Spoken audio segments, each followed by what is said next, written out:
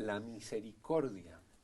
Cuando estábamos entrando al programa, vi a la doctora Diana Sofía con el libro verde de Casper en la mano, y me había dicho el padre Mauricio que ese era precisamente el libro que estaba leyendo el entonces cardenal cuando lo eligieron papa. Ese es su texto de referencia. Yo creo que debería ser un texto para todos los colombianos. El cardenal Casper escribió un libro extraordinario que se llama Misericordia, y es una de las manos, el mano derecha del Papa en estos temas. Y es muy profundo, porque es que, ¿qué es la misericordia? Ahora que hablamos de perdón, sí, se dice, acaba de pasar el Congreso Mundial de la Misericordia en Colombia el año pasado. Se hizo aquí. Vinieron 5.000 personas, había 12 cardenales del mundo entero. Fue Congreso una cosa extraordinaria. Sí, fue extraordinario. Fue extraordinario. Pero a veces, ¿pero qué es? Dicen, la misericordia es el mayor atributo de Dios. A la misericordia se accede en el sacramento de la confesión. Dios es misericordioso, es el Dios que perdona, el Dios que abraza, el Dios que acoge, el Dios que no te está sancionando. Pero para acceder a la misericordia, mi libre albedrío me tiene que decir, yo estoy arrepentido. Claro. O sea, es que no es que la misericordia la otorga Dios sin necesidad contando con el libre albedrío del hombre que le dice, tenga misericordia de mí, estoy arrepentido, y él te acoge en brazos. Y ese concepto de misericordia, así entendido y en esa dimensión teológica, tampoco puede ser un concepto incompatible con, por ejemplo, justicia. Él tiene un parrafito que es extraordinario, y yo, si se puede, que lo pudieran contárselo a los colombianos, que dice, claro, si lo podemos leer sí, dice, nada de una pseudo misericordia del laissez-faire. También la misericordia y la religión pueden ser utilizadas erróneamente. Los preceptos cristianos del amor y prójimo, y sobre todo el amor a los enemigos, deben ser llevados a la práctica bajo las condiciones del mundo. Ello ocasiona a veces que en la ambivalencia característica de las situaciones mundanas, la propia misericordia se torne ambivalente y sea mal utilizada. Es posible transformarla, terminamos transformándola en lo contrario de lo que debería ser, y hacer de la apelación a la misericordia una suerte de suavizante de la ética cristiana. Y una frasecita más adelante, porque esta actitud es contraria al espíritu del Evangelio, que aboga por una opción preferencial por los pobres y los más débiles en cada situación concreta. De ahí que la protección de las víctimas deba tener prioridad sobre la protección de los victimarios. La protección de las víctimas deba tener prioridad sobre la protección de los victimarios. Sí, porque dice, una forma de semejante pseudomisericordia muy debatida en la actualidad consiste en proteger más al victimario que a la víctima en casos de injusticia. Bueno, reflexión profunda y muy pertinente frente a lo que aquí nos está ocurriendo, que tiene que ver con toda la teoría cristiana del perdón, padre Uribe.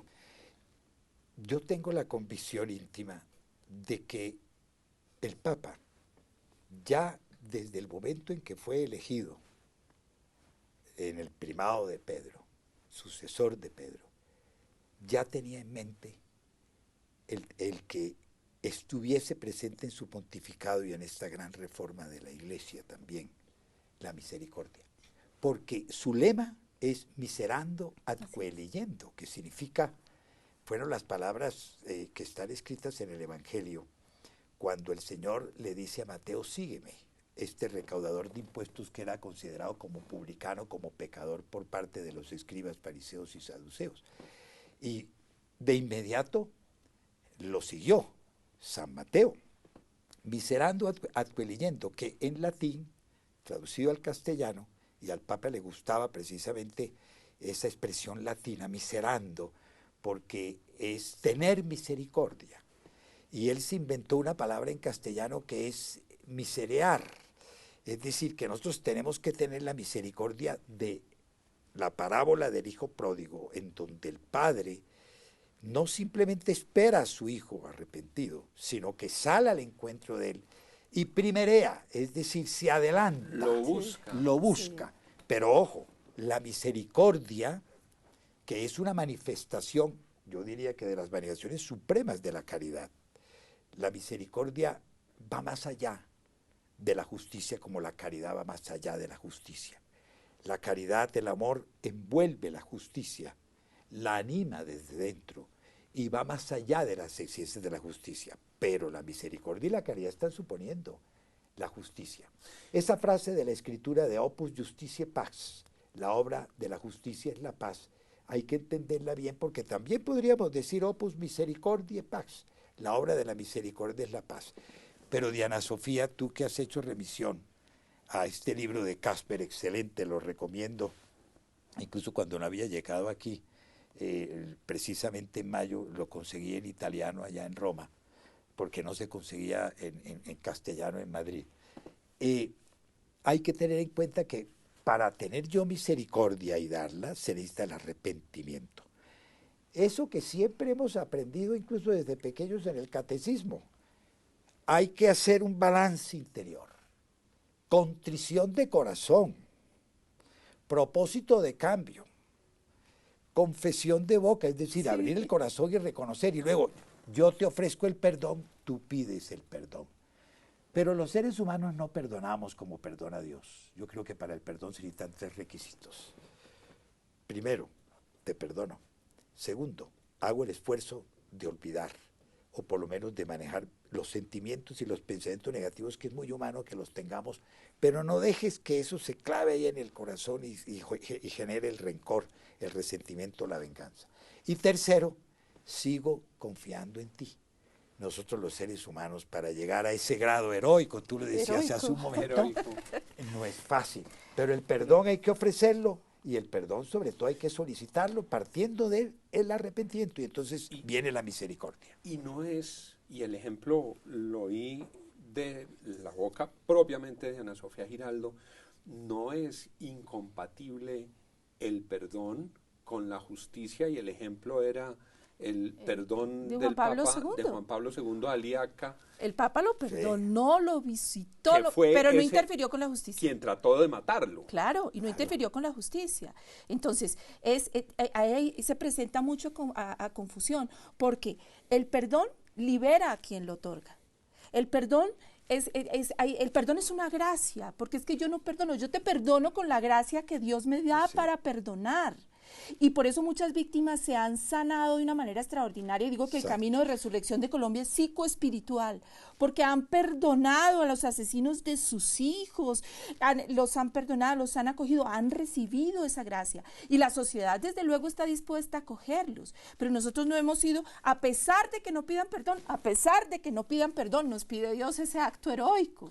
Pero no hay que confundir a que llevemos a una situación social donde se dice que no hay sanción, que no hay impunidad para los delitos de lesa humanidad, que no hay amnistía, pero en cambio sí puede haber para delitos de lesa humanidad 5, 8 años, van a hacer política paralelamente. O sea, es un mensaje confuso a la sociedad, y a mí me da un poco de miedo, y se lo digo desde el fondo de mis contradicciones e interpelaciones interiores, sobre el tema de la misericordia, sobre el tema del perdón y sobre el tema de las víctimas. A mí me da miedo que se instrumentalice la capacidad de perdón, la bondad en el corazón de las víctimas para que perdonen socialmente, y se confunda el tema espiritual de sanación de los colombianos necesario con impunidad.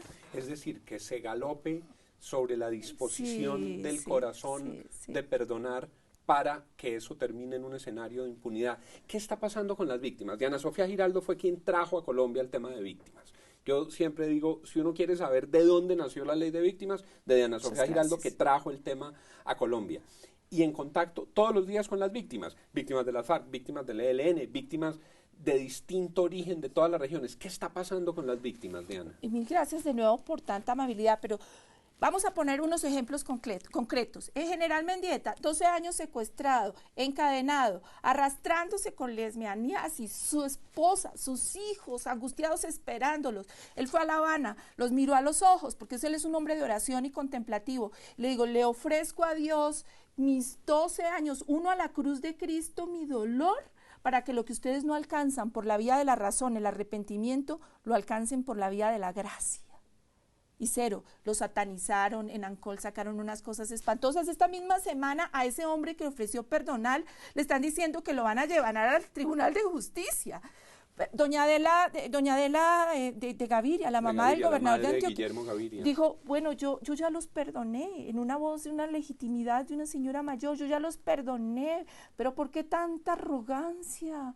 ¿Por qué tanta arrogancia con nosotros y con Colombia, señores? Marta Luz de Ujueta, su hijo de 20 años muere en el Nogal y su otro hijo queda en estado de coma profundo y tiene que empezar a educarlo como un niño chiquito y está en un nivel espiritual extraordinario de perdón, de amor. Fue a La Habana, los abrazó, ella está en un nivel extraordinario de perdón. Pero ¿cómo conciliamos todo eso? Hay que perdonar, claro, y el perdón es un acto individual y el perdón sana a las víctimas, pero no se instrumentalice políticamente. Nosotros hemos hecho encuentros entre víctimas y victimarios. El año pasado, en unos retiros que hicimos con Emaús, y nosotros les incluimos unas partes especiales de unir nuestro dolor, la sangre derramada en Colombia, a la de Juan Pablo II y a la de Cristo, como ofrenda por la conversión de los victimarios. Y tuvimos el cardenal Schomburg, que es el cardenal de Viena, que ha sido candidato a papa y una persona muy culto, porque ese hombre es otro de los asesores del papa. Catecismo. Y tuvimos una imagen extraordinaria de una víctima del ELN que vio morir incinerado a su marido y a sus 3 hijos, María Cecilia, que es un ejemplo de amor, y Fedra, quien ya murió con un cáncer, que tuvo una conversión extraordinaria, contó cómo fue raspachín en las FARC, cómo asesinó a su marido. Fue un encuentro de almas extraordinarios y de reconciliación. Pero por Dios, no instrumentalicen a las víctimas. A mí me duele, y voy a decir una cosa que me duele, de unos sectores de la iglesia. Yo los oigo diciendo, perdonen para que haya paz, perdonen, pero yo no los oigo decirle a las FARC, pidan perdón para que esta gente sane. Que la gente perdone, que se exija que quienes hicieron este daño pidan perdón. Deplorablemente, este programa se ha pasado muy rápido. Deplorablemente nos hacen falta minutos, horas, para hablar con Diana Sofía Giraldo y con el padre Uribe, y nos hacen señas los productores que tenemos que terminar, y lo hago volándome unos minutos porque el padre Uribe me ha pedido la palabra final. Sí, me parece que la visita del Papa a la cárcel allá en Filadelfia, ahí hizo una serie de reflexiones en relación con los presos para su resocialización y su readaptación en las cárceles. Hizo una crítica también al sistema de reclusión y penal. Pero allí hizo toda una serie de reflexiones sobre lo que significa también el perdón, pero un perdón que implica responsabilidad. Y allí hizo referencia a cómo hay que conciliar también la sanción para que no haya impunidad, etcétera, etcétera. Usted esta mañana, presidente, notaba en su columna la necesidad de que eso fuera una fuente de inspiración para lo que estamos viviendo actualmente en Colombia. Y esperamos que así sea, que de esas lecciones que está dejándonos a todos el Papa Francisco se puedan nutrir quienes hoy deben tomar las decisiones más importantes para el futuro de Colombia. Doctora Diana Sofía, muchas gracias por haber estado aquí con nosotros esta noche. Mil gracias. Padre Uribe, muchas gracias. Muchas gracias, don Juan. Y a ustedes, muchas gracias por habernos tus, acompañado en nuestro programa de hoy. La Universidad Sergio Arboleda presentó